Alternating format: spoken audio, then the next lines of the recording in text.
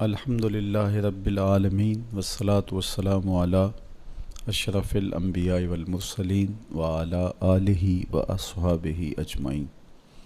قال اللہ تعالی وتبارک فی القرآن المجید والفرقان الحمید۔ اعوذ باللہ من الشیطان الرجیم، بسم اللہ الرحمن الرحیم۔ یا ایہا الذین آمنوا اتقوا اللہ حق تقاتہ ولا تموتن الا وانتم مسلمون۔ صدق اللہ مولانا العظیم وصدق رسولہ النبی الکریم الرؤوف الرحیم۔ اللہم نور قلوبنا بالقرآن وزین اخلاقنا بالقرآن وادخلنا الجنة بالقرآن ونجنا من النار بالقرآن۔ قال اللہ تعالی وتبارک فی شان حبیبہ مخبرا وآمرا ان اللہ وملائکتہ یصلون علی النبی یا ایہا الذین آمنوا صلوا علیہ وسلموا تسلیما۔ اللہم صلی علی سیدنا و مولانا محمد معدن الجود والکرم صلاۃ و سلاما علیک یا سیدی یا رسول اللہ۔ تمام حمد و ثنا، تعریف و توصیف اللہ جل مجدہ الکریم کی ذات بابرکات کے لیے، جو خالق کائنات بھی ہے اور مالک ششرہات بھی۔ اللہ جل وعلا کی حمد و ثنا کے بعد رسول رحمت، شفیع معظم، نبی محتشم، حضور ختمی المرتبت صلی اللہ علیہ وآلہ وسلم کے حضور ناز میں اپنی عقیدتوں، ارادتوں اور محبتوں کا خراج پیش کرنے کے بعد واجب الاحترام ذوی الاحتشام، معزز محتشم ناظرین و ناظرات، السلام علیکم ورحمۃ اللہ وبرکاتہ۔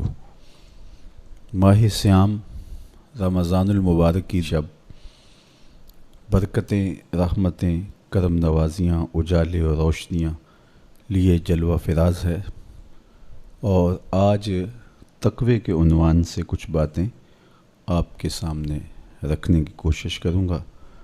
اللہ جل شانہ میری زبان پر کلمۃ الحق جاری فرمائے۔ کتاب رحمت قرآن مجید میں بار بار تقوی اختیار کرنے کا حکم نامہ اہل ایمان کے نام موجود ہے۔ تقوی ہے کیا؟ اس کا لغوی معنی تو بچنا، ڈرنا اور محتاط رہنا ہے، لیکن اصطلاح شریعت اسلامیہ میں اللہ کے حکموں کو بجا لانا اور اس کی نافرمانی سے اپنے آپ کو بچانا تقوی کہلاتا ہے۔ کسی نے کہا کہ تمہارا رب جہاں تمہیں دیکھنا چاہتا ہے تم وہاں پائے جاؤ، اور جہاں وہ نہیں دیکھنا چاہتا وہاں تم نہ پائے جاؤ، تو یہ تقوی ہے۔ حضرت کعب احبار رضی اللہ تعالی عنہ سے پوچھا گیا کہ آپ پچھلی کتابوں کے عالم بھی ہیں، قرآن مجید کو بھی آپ نے پڑھا ہے، تو آپ بتائیے کہ تقوی کیا ہے؟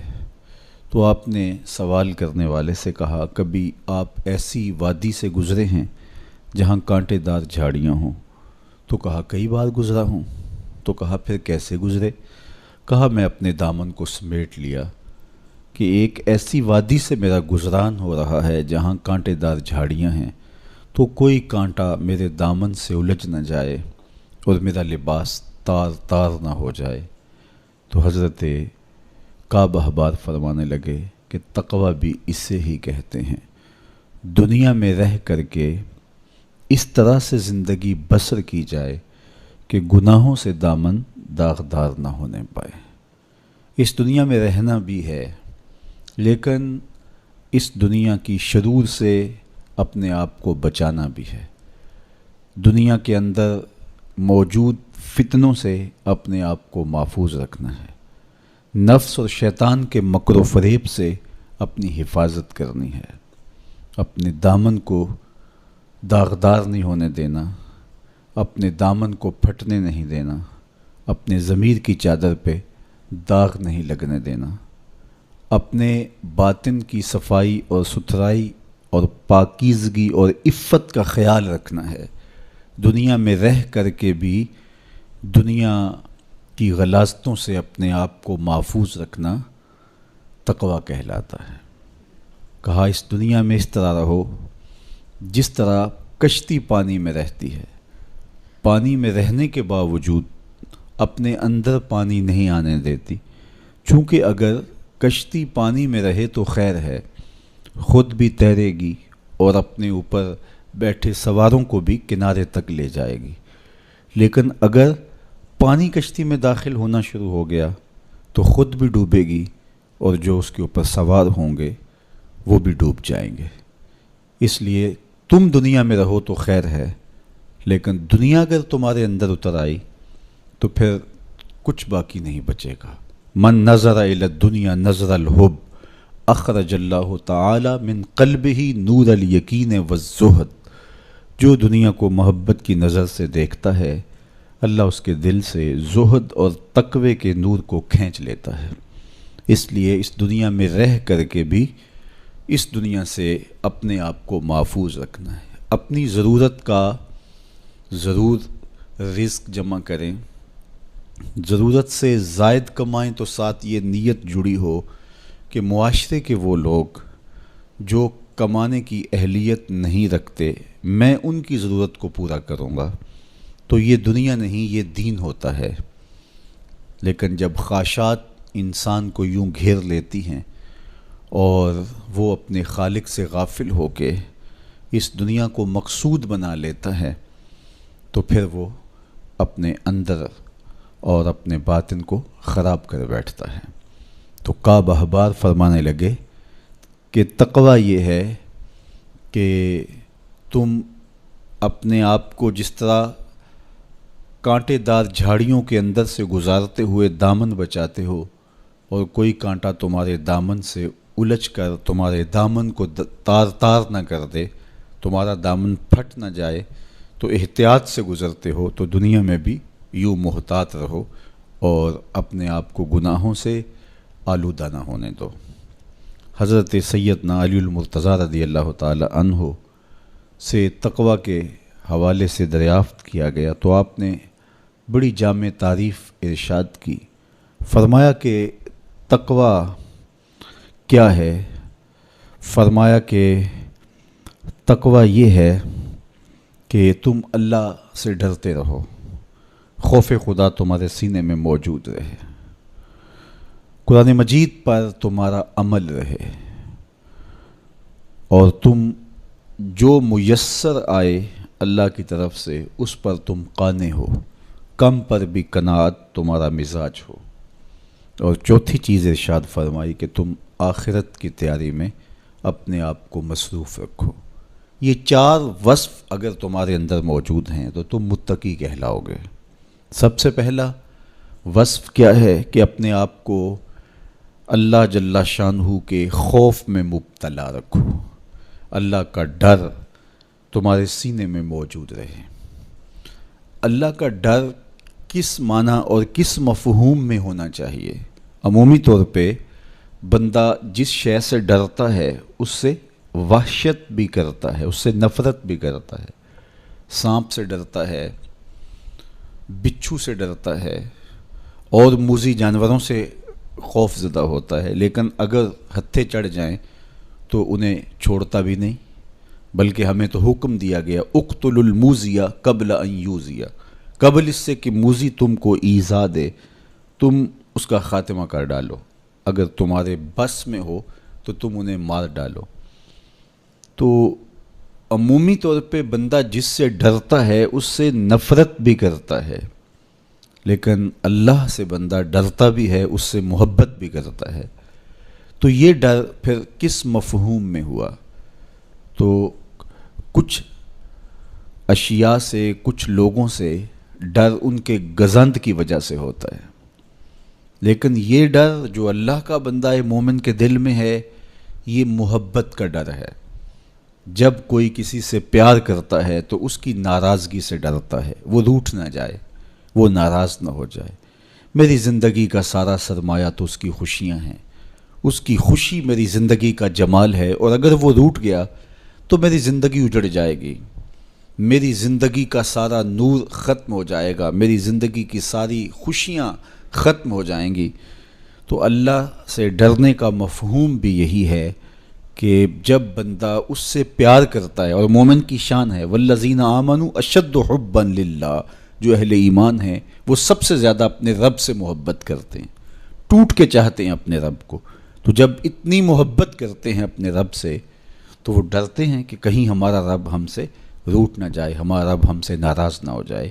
تو یہ احساس جب انسان کے ساتھ ہمیشہ جڑا رہے گا کہ میرا اللہ مجھ سے ناراض نہ ہو جائے، تو پھر اس کی زندگی کتنی خوبصورت ہوگی اور وہ گناہوں سے کیوں نہیں بچ پائے گا۔ تو سیدنا علی المرتضیٰ رضی اللہ تعالیٰ عنہ فرماتے ہیں کہ تقوی یہ ہے کہ تمہارے دل میں اللہ کا خوف بیٹھا رہے اور اس کی ناراضگی سے تم ڈرتے رہو، اور یہ احساس تمہاری زندگی میں جمال اور خوبصورتی پیدا کرے گا۔ دوسری بات، قرآن مجید پر تمہارا عمل ہو۔ جب کتاب اللہ تمہاری رہنما بن جائے اور تم اپنی زندگی کے سارے عمل کتاب اللہ کی بتائی ہوئی تعلیمات کے مطابق کرو گے تو پھر اس کا عملی نتیجہ تو خوبصورت ہوگا۔ جب تھیوری اچھی ہوگی تو پریکٹیکل بھی اچھا آئے گا۔ جب تم قرآن کے بتائے ہوئے طریقے کے مطابق زندگی بسر کرو گے تو کیسے نہیں ہوگا کہ تمہاری زندگی خوبصورت زندگی ہوگی اور تم کامیاب اور بامراد اور خوش نصیب شخص قرار پاؤ گے۔ اس لیے قرآن مجید پہ عمل اپنی زندگی میں لازم کر لو۔ یہ تمہارے رب نے تمہارے نام رسول کریم صلی اللہ علیہ وآلہ وسلم کی وساطت سے ایک پیغام بھیجا ہے، مکمل ضابطہ حیات ہے، دستور زندگی ہے۔ اس کتاب سے وابستگی، دل بستگی، تعلق کی خاطر تمہیں کبھی رسوا نہیں ہونے دے گا، تمہیں کبھی بے مراد نہیں ہونے دے گا، تمہیں کبھی نقصان میں نہیں پڑنے دے گا، تمہیں ناکام نہیں ہونے دے گا۔ تم ہمیشہ سرخرو ہوگے، کامیاب ہو جاؤ گے، بامراد رہو گے، عزتیں اور وقار تمہارا مقسوم ہوگا اگر اس کتاب کے ساتھ تمہارا تعلق مضبوط ہوا۔ تیسری بات، جو تمہیں میسر ہو اس پر قناعت کرو۔ میسر پر قناعت کرنے کی عادت بن جائے تو زندگی کی تلخیاں ختم ہو جاتی ہیں۔ عمومی طور پہ ہمیں اتنا کچھ اللہ نے عطا کیا ہوا ہوتا ہے، لیکن اس کے باوجود ہم سکون میں نہیں ہوتے، اس لیے کہ ہم ایک ہدف طے کرتے ہیں اور اس کی طرف ہم بڑھتے ہیں۔ تو میسر کا جو سرور ہے، میسر کا جو لطف ہے، اس کو حاصل کرنے کی بجائے جو میسر نہیں ہے اس کی تگ و تاز کے اندر ہم اپنے آپ کو پگھلا رہے ہوتے ہیں۔ تو اس لیے ہم جب اللہ کے دیے گئے پر قناعت کریں گے، ہاں آپ زیادہ کی کوشش کر سکتے ہیں اس نیت کے ساتھ کہ میں دوسرے ضرورت مندوں کی ضرورت بھی پوری کروں، لیکن اطمینان آپ کو یہ ہونا چاہیے کہ جو مجھے میسر ہے، یہ میرا مقدور تھا، یہ مجھے مل گیا، اور اگر میرا مقدور کوئی اور بھی ہوا تو وہ بھی مجھے مل جائے گا، اور ملے گا تب جب اس کا وقت ہوگا، وقت سے پہلے نہیں ملے گا۔ جب ہم اپنے مقدور کو وقت سے پہلے حاصل کرنے کی کوشش کرتے ہیں تو پھر زندگی میں تلخی بھر جاتی ہے، ہم بے چین ہو جاتے ہیں کہ وہ مل کیوں نہیں رہا، میاں وہ کیسے ملے، اس کے ملنے کا بھی وقت ہی نہیں آیا ہے۔ تو ہم ایک اضطراب میں مبتلا ہو جاتے ہیں، بے چین ہو جاتے ہیں۔ اور اگر ہم یہ یقین کر لیں کہ ہمارے مقدور کا ہمیں جب وقت ہوگا تو ضرور ملے گا، تو پھر زندگی کے اندر ایک طمانینت پیدا ہو جائے گی۔ تو جو تھوڑا میسر ہے، جو زیادہ میسر ہے، اس پر ہم مطمئن ہونے کی عادت پیدا کر لیں۔ سیدنا علی المرتضیٰ رضی اللہ تعالی عنہ سے ہی مروی حضور کا ایک فرمان ہے، جو اللہ کے دیے گئے تھوڑے رزق پہ راضی ہو گیا، اللہ اس کے تھوڑے عملوں پہ راضی ہو جائے گا۔ تو قناعت کا جوہر نصیب ہو جائے تو پھر زندگی سوکھی بھی ہو جاتی ہے اور تقوی کی دولت بھی نصیب ہو جاتی ہے۔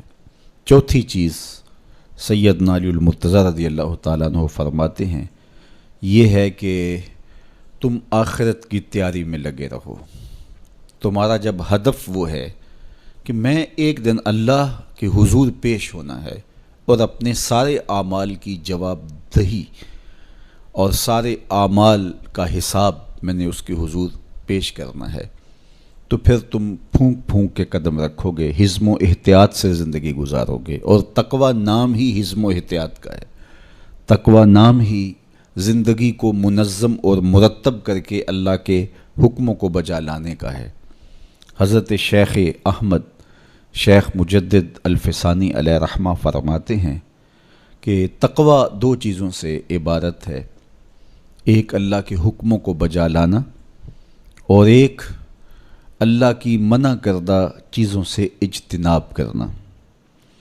اور بڑی خوبصورت بات آپ نے کی، فرمایا اللہ کے حکموں کو بجا لانا، اس کی اطاعت اور فرما برداری کرنا، یہ تو فرشتے بھی کرتے ہیں اور انسان بھی کرتے ہیں، لیکن وہ چیزیں جو منع کی گئی ہیں ان سے رک جانا تو یہ کام صرف انسانوں کا ہے، چونکہ فرشتوں کے اندر تو یہ چیز ہی موجود نہیں ہے، ان کے اندر خواہشات رکھی ہی نہیں گئی جن سے وہ رک جائیں، آرزوئیں رکھی ہی نہیں گئیں جن سے وہ باز آ جائیں۔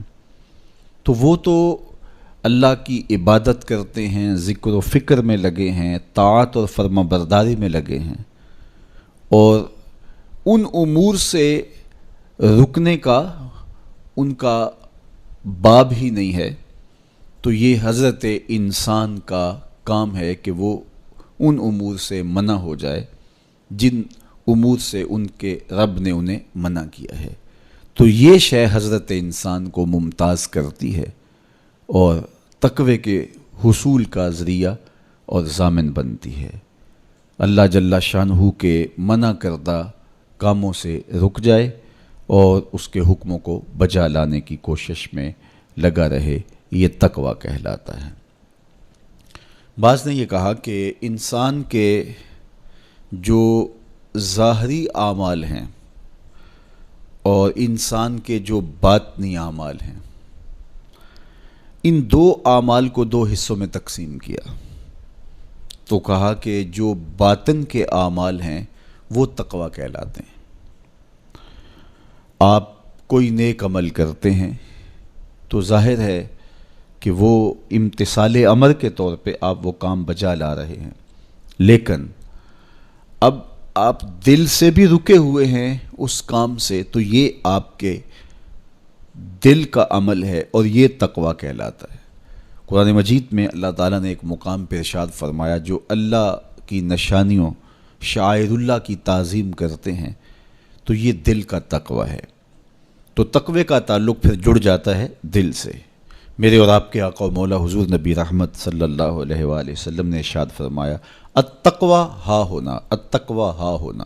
حضور نے اپنے سینے کی طرف اشارہ کر کے کہا تقوی یہاں ہے، تقوی یہاں ہے۔ تو تقوی کا مرکز انسان کا دل ہے۔ ایک حدیث پاک میں آیا جو صحیح مسلم میں موجود ہے کہ ان اللہ لا ينظر الى صورکم واموالکم، اللہ تمہاری صورتوں کو نہیں دیکھتا، اللہ تمہارے مالوں کو نہیں دیکھتا کہ کون کتنا خوبصورت ہے، کس کے پاس کتنی دولت ہے، نہ تمہاری صورتیں دیکھتا ہے، نہ تمہارے بنگلے دیکھتا ہے، نہ تمہاری جائیدادیں دیکھتا ہے، نہ تمہارا بینک بیلنس دیکھتا ہے۔ اسے تمہاری صورتوں سے غرض نہیں ہے، اسے تمہارے اموال سے سروکار نہیں ہے، وَلَٰكِن يَنظُرُ إِلَىٰ قُلُوبِكُمْ وَأَعْمَالِكُمْ، وہ تمہارے دل دیکھتا ہے اور تمہارے عمل دیکھتا ہے۔ تمہارے کپڑے پھٹے پرانے ہیں، جھونپڑے میں رہتے ہو، لیکن عمل خوبصورت ہیں، تمہارا قلب سلیم ہے، اس دل میں اللہ کی محبت، اللہ کا پیار رکھا ہے، اللہ جل شانہ کے محبوب کا پیار رکھا ہے، تو وہ دل خوبصورت ہے۔ تو تمہارے لباس پھٹے پرانے کیوں نہ ہوں، تمہارے رہنے کی جگہ انتہائی ناآسودہ کیوں نہ ہو، لیکن تمہارا دل اچھا ہے، تمہارے عمل اچھے ہیں، تو تمہارے رب کو یہ پسند ہے۔ تو تقوی کا مرکز تمہارا قلب ہے، تمہارا دل ہے۔ تو دل کی پاکیزگی، دل کی صفائی، دل کی ستھرائی یہ اللہ جل شانہ کو محبوب ہے۔ ہم عمومی طور پہ اپنے ظاہر کو سنوارنے میں لگے رہتے ہیں اور باطن ہمارا میلا کچیلا ہی رہتا ہے۔ ہمارا رب ہم سے اس بات کا تقاضا کرتا ہے کہ تمہارا دل بھی ستھرا ہونا چاہیے، تمہارا دل بھی پاک ہونا چاہیے۔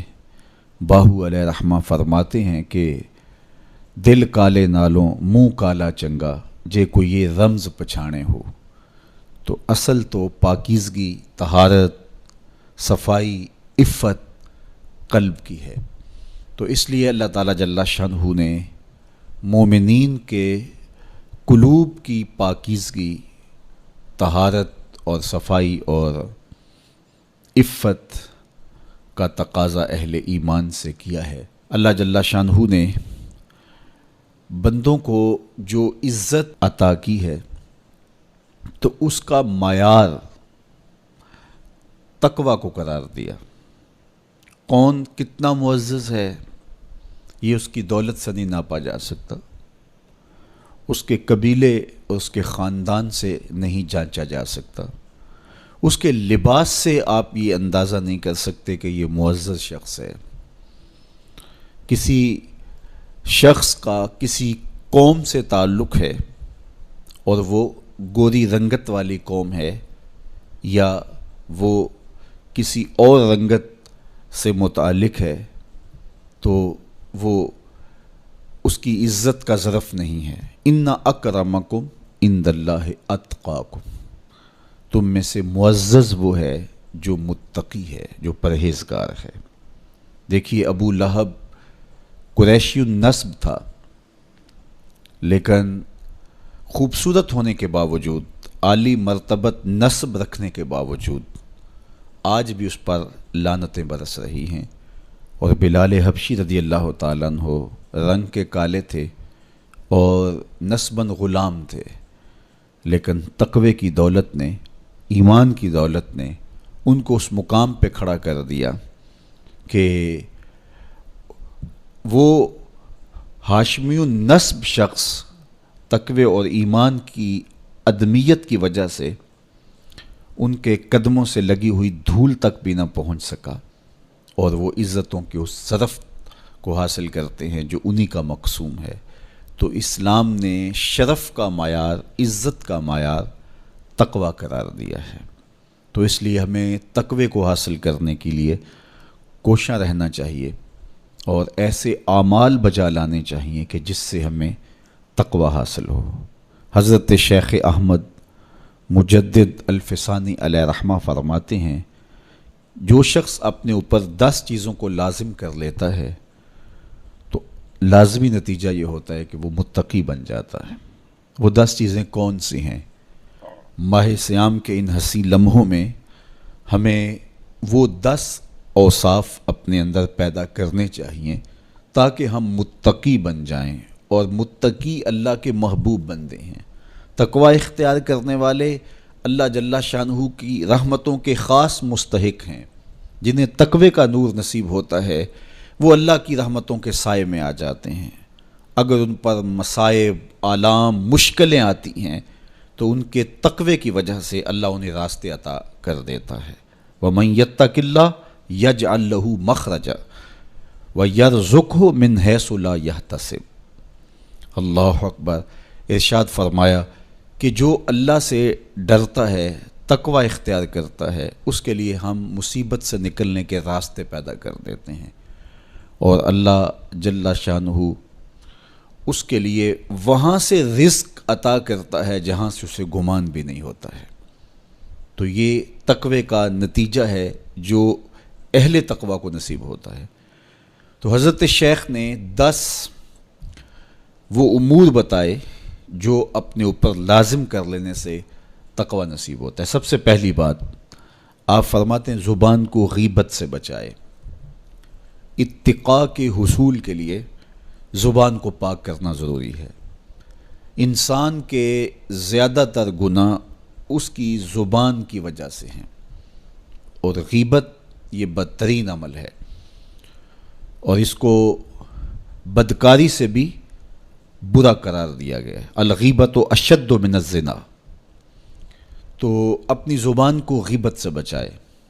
دوسری بات ارشاد فرمائی کہ بدظنی سے بچے، کسی سے خواہ مخواہ بدگمان ہو جانا اور اپنے دل کو کسی کے لیے میلا کر لینا اور اس کی بدگمانی دل میں پالنا، تو یہ تقوی کے منافی ہے۔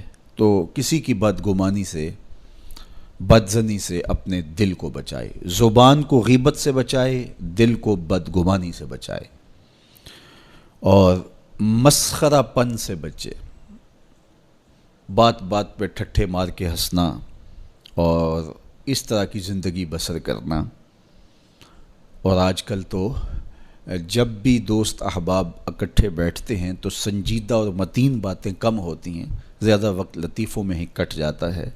انسان کو خوش مزاج ہونا چاہیے، اس کی طبع میں شگفتگی ہونی چاہیے، لیکن شگفتگی، خوش مزاجی اور مسخرہ پن میں فرق ہے، اس کو سمجھنا چاہیے۔ سنجیدہ اور متین زندگی یہ مومن کی زینت ہے، انسانیت کا حسن ہے۔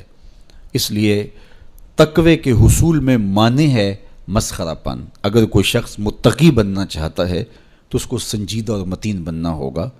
طبیعت کی خوش مزاجی یہ معنی نہیں ہے، لیکن مسخرہ پن اور چیز ہے، اس سے روک دیا گیا۔ چوتھی چیز حضرت شیخ احمد فرماتے ہیں کہ اپنی آنکھ کو حرام سے بچائے۔ اپنی آنکھ کی حفاظت کرنے سے تقوی حاصل ہوتا ہے۔ جب آنکھ خراب ہوتی ہے تو دل خراب ہوتا ہے، جب دل خراب ہوتا ہے تو پھر پورا بدن خراب ہو جاتا ہے۔ اس لیے وہ دروازہ جو کھلا ہے اور اس سے بدی شر اندر اتر رہی ہے اور پھر اس سے آپ کا سارا نظم ہستی برباد ہو رہا ہے، تو اس دروازے کو بند کریں، تو اپنی آنکھ کو حرام سے بند کریں۔ پانچویں چیز ارشاد فرمائی، ہمیشہ سچ بولے۔ جھوٹا شخص کبھی متقی نہیں ہو سکتا۔ اتقاء کے حصول کے لیے اپنے آپ کو سچ کا خوگر بنانا ہوگا۔ سچ کے بغیر کبھی نہ بولیں۔ جھوٹ بولنے والے کی زبان سے شر پھیلتا ہے، اور جب کوئی شخص جھوٹ بولتا ہے تو حدیث پاک میں آتا ہے اس سے بدبو نکلتی ہے، جس کو عام لوگ تو نہیں سونگھ پاتے، لیکن اللہ کے فرشتے 1 میل دور پیچھے ہٹ جاتے ہیں۔ تو مومن سچا ہوتا ہے، مومن جھوٹا نہیں ہوتا، اور تقوی کے اصول کے لیے سچ شرط ہے۔ چھٹی چیز ارشاد فرمائی، ہر حال میں اللہ کا احسان مانے۔ جب کوئی بھی انسان پر بہتری آئے تو اس وقت یہ کہے کہ یہ میرے رب کا احسان ہے کہ مجھے یہ حاصل ہوا ہے۔ بہت سارے لوگ اپنی محنت کا نتیجہ قرار دیتے ہیں کہ یہ میں نے کیا تو اس کے نتیجے میں یہ ملا۔ بسا اوقات آپ کتنا سیدھا کام کر رہے ہوتے ہیں، کتنی محنت کر رہے ہوتے ہیں، لیکن نتیجہ اس کے برعکس آ رہا ہوتا ہے۔ سیدنا علی المرتضیٰ رضی اللہ تعالیٰ عنہ فرماتے ہیں، میں نے اللہ کو اپنے ارادوں کی شکست سے پہچانا، تو یہ اس کی کرم نوازی ہے کہ اس نے ایسا کر دیا۔ صحت میرا کمال نہیں، یہ اللہ کی عطا ہے۔ علم میرا کمال نہیں، یہ اللہ کی عطا ہے۔ لہجوں کی خوبصورتی یہ اس کی عطا سے ممکن ہے۔ اس نے آنکھوں میں روشنائی رکھی، اس نے توفیق عمل نصیب فرما دی، اس نے اچھائی کی راہوں پہ گامزن کیا۔ ماہ صیام میں روزہ رکھنے کی توفیق ہوئی، صلاۃ التراویح میں حاضری کا موقع میسر آیا، دیگر صالح اعمال تلاوت کلام مجید نصیب ہوئے، تو مت سمجھے کہ یہ کوئی میرا کمال ہے۔ اللہ کا احسان مانے گا تو غرور پیدا نہیں ہوگا، تکبر پیدا نہیں ہوگا۔ تو ہر حال میں اللہ کا احسان مانے، جو بھی خیر اس کو ملے وہ کہے یہ میرے رب کی طرف سے ہے، اور اگر اس کا کرم نہ ہوتا تو یہ عمل مجھے نصیب نہ ہوتا۔ اور کتنے عمل ہیں کہ نصیب ہونے کے بعد عجب سے، تکبر سے، ریاکاری سے برباد ہو جاتے ہیں۔ کیتی کتری پئی کھو محمد تے سکہ بنیا زردہ، کتنے عمل ہیں کہ برباد ہو جاتے ہیں، تکبر آ گیا، عجب آ گیا، ریاکاری آ گئی، تو یہ اس کی طرف سے ہی ہے۔ تو جب یہ کہے گا تو عجب، تکبر، غرور کچھ پیدا نہیں ہوگا، تو پھر عمل قبول ہوگا اور انسان تقوی کی منزل تک پہنچے گا۔ ساتویں چیز، اپنا مال راہ حق میں خرچ کرے۔ ناحق راستے پر ایک درہم بھی خرچ نہ کرے۔ کمایا ہوا مال راہ حق میں خرچ کرنے سے اتقاء کی دولت نصیب ہوتی ہے۔ اللہ قیامت کے دن بندے کے قدم اپنے حضور سے ہٹنے نہیں دے گا جب تک اس سے 3 سوال نہیں کر لے گا۔ ان میں سے ایک سوال یہ ہوگا کہ مال کمایا کہاں سے، مال خرچ کہاں کیا۔ جس طرح مال حلال کمانا ضروری ہے، مال کو جائز جگہوں پہ خرچ کرنا بھی ضروری ہے، حق کے راستے پہ خرچ کرنا بھی ضروری ہے۔ اس لیے یہ اپنی طبع کے اندر لازم کر لے کہ کبھی بھی اس کا مال کسی ناجائز اور فضول کام میں خرچ نہ ہو، راہ حق میں اس کا مال لگے۔ 8ویں چیز، نفس کے لیے کبھی بڑائی بلندی نہ چاہے، اس سے طبیعت میں سرکشی آئے گی اور تقوی کے راستے میں یہ عمل مانے ہے۔ اور نمازوں کی حفاظت کرے۔ نمازوں کی اگر حفاظت نہیں کرتا تو باقی سارے عمل اس کے پاس ہیں، تو وہ متقی کیسے بن سکتا ہے؟ چونکہ یہ تو اسلام کا بنیادی فریضہ ہے جو اہل ایمان پر لازم کیا گیا ہے، جو کسی صورت کے اندر بھی، حتیٰ کہ حالت بیماری کے اندر بھی معافی جس کی نہیں ہے، سفر کے اندر بھی نماز کی معافی نہیں، مختصر کر دی گئی، قصر کر دی گئی، لیکن معافی نہیں دی گئی، حالت جنگ کے اندر بھی اس کی معافی نہیں ہے۔ تو نمازوں کی محافظت کرے۔ اور 10ویں چیز، حضرت شیخ فرماتے ہیں عقیدوں کی صحت کا خیال رکھے، اپنے عقیدے اپنے نظریات خوبصورت رکھے، وہی جو طریقہ مبارکہ اہل سنت و جماعت کے بزرگوں کے عقائد تھے اور شروع سے صحابہ سے لے کے دور موجود تک چلے آ رہے ہیں، ان کی مطابقت کے اندر اپنے عقیدے رکھے۔ نظریات کا عکس اعمال پہ ہوتا ہے، اگر نظریات اچھے نہیں ہیں تو اعمال بھی اچھے نہیں ہیں۔ تو یہ 10 خوبیاں اور 10 چیزیں اگر کسی شخص نے اپنے اندر لازم کر لیں تو پھر لازمی نتیجہ یہ ہے کہ وہ متقی بن جائے گا، وہ پرہیزگار بن جائے گا۔ روزے کا مقصد بھی تقوی ہے، تو یہ بات ذہن میں رکھیے گا کہ صرف روزہ ہی نہیں، ہر عمل خیر کا مقصود تقوی ہے۔ تقوی کا حصول یہ اہل ایمان سے تقاضا ہے ہمارے رب کا کہ وہ متقی بن جائیں۔ متقی ایک صاف ستھرا انسان ہوتا ہے، پاکیزہ وجود ہوتا ہے۔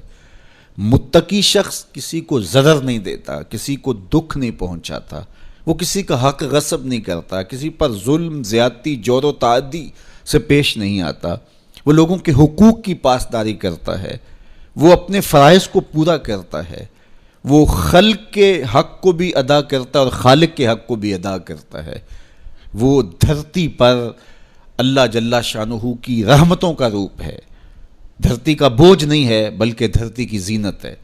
تو ایسے پاکیزہ وجود یہ مقصود ہیں شریعت کے، اس لیے ہمیں تقوی ہر صورت میں حاصل کرنا چاہیے۔ قرآن مجید میں تقریباً 258 مرتبہ تقوی کو اختیار کرنے کا مختلف صیغوں کے ساتھ حکم دیا گیا ہے۔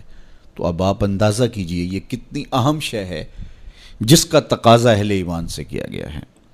تو اللہ جل شانہ کی بارگاہ میں میری دعا ہے جملہ ناظرین کے لیے، ناظرات کے لیے، آپ سب لوگوں کے لیے، اپنے لیے، اپنے ساتھ جڑے ہوئے تمام لوگوں کے لیے کہ اللہ سب کو اتقاء کی دولت نصیب کر دے۔ یہ زندگی بے مقصد نہ گزر جائے، ہم جس مقصد کے لیے آئے ہیں ایسا نہ ہو کہ ساری زندگی گزار کے چلے جائیں اور خالی دامن لے کے اللہ کے حضور پیش ہوں۔ نہیں، اس دامن کو تقوی کے نور سے بھر کر اس کے حضور پیش ہوں، لیکن اس کے فضل پہ آس ہو، مغرور نہ ہونا، جو میسر آ جائے اس کو اللہ کا احسان سمجھنا، اور اس کے حضور کہا مالک مجھ سے تو یہی ہو سکا ہے، اور یہ بھی میری کوتاہیاں اور میری کمزوریوں کے ساتھ ہے سب کچھ، تو اپنے کرم سے میرے پہ رحم فرما۔ تو اللہ تعالیٰ کو ایسا بندہ بڑا پسند ہے جو اس کو راضی کرنے کی کوشش میں لگا رہتا ہے ساری زندگی۔ آپ کے پاس ایک ملازم ہے اور وہ کمزور ہے، لیکن سارا دن کوشش میں لگا رہتا ہے، کبھی وہ دیواریں صاف کر رہا ہے، کبھی وہ آپ کے دروازے پر کپڑا لگا کے اس کو صاف ستھرا کر رہا ہے، کبھی پانی آپ کو پیش کر رہا ہے، کبھی آپ کی گاڑی کو کپڑا لگا کے صاف کر رہا ہے، کبھی اور آپ کے کام میں لگا ہے، اور وہ کمزور ہے، کبھی بیچارہ تھک کے دھوپ میں بیٹھ بھی جاتا ہے، کبھی اس سے ہوتا ہے کبھی اس سے نہیں ہوتا، لیکن وہ نیت سے برا نہیں ہے، ہر وقت اس کی کوشش ہے کہ صاحب مجھ سے راضی ہو جائیں، تو آپ اس کی بہت ساری کوتاہیاں معاف کر دیتے ہیں۔ وہ کہتے ہیں یار کمزور ضرور ہے لیکن نیت کا ماڑا نہیں ہے۔ تو یار اگر ہم نیت کے ماڑے نہ ہوں، ساری زندگی اللہ کو راضی کرنے کے لیے گزار دیں، تو وہ بھی تو دیکھ رہا ہے یہ میرا بندہ ہے۔ میرے شیخ کامل کا ایک شعر مجھے ابھی یاد آیا کہ دلوں میں بری نہیں نہ نیتوں بری میں، دلوں میں بری نہیں نہ نیتوں بری میں، گناہ میں تو ہو جاندے لاچاریاں نو۔ اگر پھر بھی کوئی گناہ ہو جائے تو اللہ کریم ہے، رؤوف ہے، معاف کرنے والا ہے۔ تو تقوی کا یہ بھی نتیجہ ہے، اس کا ثمرہ ہے کہ آپ سے گناہ سرزد ہو جائے تو آپ کو فوراً توفیق توبہ مل جاتی ہے۔ اگر یہ صالح اعمال آپ بجا لاتے ہوں تو زندگی کے اندر گناہوں کا سرزد ہونا ممکن ہے، لیکن متقی شخص سے گناہ سرزد ہو جائے تو وہ فوراً رجوع اللہ کرتا ہے، فوراً اس کو توفیق توبہ نصیب ہو جاتی ہے، اس کو کھٹکنے لگتا ہے کہ مجھ سے کچھ ہو گیا ہے، تو وہ بے چین ہو جاتا ہے۔ تو آئیے میں اور آپ اپنی زندگیوں میں تقوی کے نور کو بھر لیں۔ جہاں نور ہوگا وہاں اندھیرا نہیں ہوگا، اور اگر یہ نور باطن میں نہیں اترے گا تو وہاں اندھیرے ہوں گے، ظلمتیں ہوں گی۔ تو اندھیروں سے اور ظلمتوں سے اٹا ہوا دل لے کے ہم اللہ کے حضور پیش نہ ہوں، بلکہ نور سے بھرا ہوا دل اس کی دہلیز پہ رکھیں اور اس کی رحمتوں کی خیرات مانگیں۔ ماہ سیام کی مبارک گھڑیوں کی برکت سے اللہ مجھے آپ کو تقوی کی دولت نصیب فرمائے۔ جو کہا گیا اس کو روحوں میں اتار دے، باطن کی پاکیزگی ستھرائی نصیب کرے۔ وآخر دعوانا ان الحمدللہ رب العالمین۔